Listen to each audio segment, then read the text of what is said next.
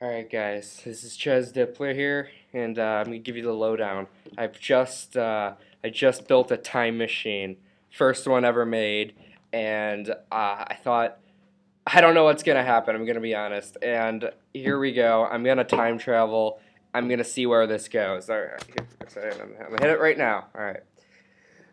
Whoa! Whoa! Whoa! My goodness! Oh, whoa! Oh my God! I am in the U.S. Is that Pearl Harbor? I'm in the U.S. territory of Hawaii in 1941. This is gunfire. Okay. Whoa, what's this? Looks like we got a Japanese soldier. Let's see if we can get an interview. Sir? Hello, sir. Can I get an interview, Hello. please? Yeah. How are you? What just happened? Oh, well, this was our attack on Pearl Harbor. We did a surprise attack today. My goodness. Yes, those Americans will never Bastard. forget December 7th, 1941. Yeah, we sank 4 other battleships, and 4 of them were just really damaged there. We sank 3 cruisers, 3 destroyers, and 2 other naval How ships. dare you?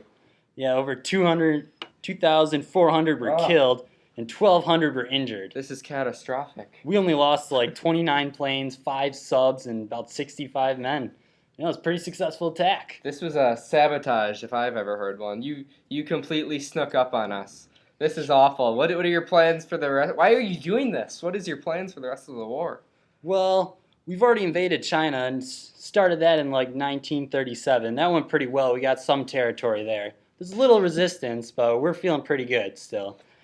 The rest of our plan has to deal with taking over other territories and islands in Asia that are under British and American control. We're doing this all for Emperor Hirohito. What about your religion? Does this play into anything? Are you religious people? Well, the Shinto religion, we are pretty good fighters there, you know. We fight till we're pretty much dead. We were not going to surrender. This is not looking good for America.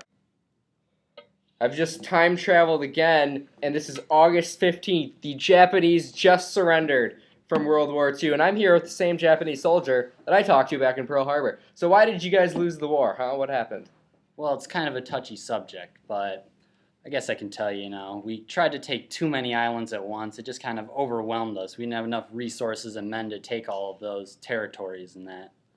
Another factor would probably be the bombings on Hiroshima and Nagasaki. That really just kind of destroyed our morale. Payback for Pearl Harbor. What's this greater Asia prosperity sphere? It's kind of our theory that the Empire of Japan was going to free all the territories taken by the U.S. and Britain. So we wanted to kind of unite the Asian hemisphere. Sounds to me like you tried to take on too much at one time. We did. Another thing was that we didn't quite let all the other Asian nations into our sphere. We kind of, I don't know, how would you say it, just abused them.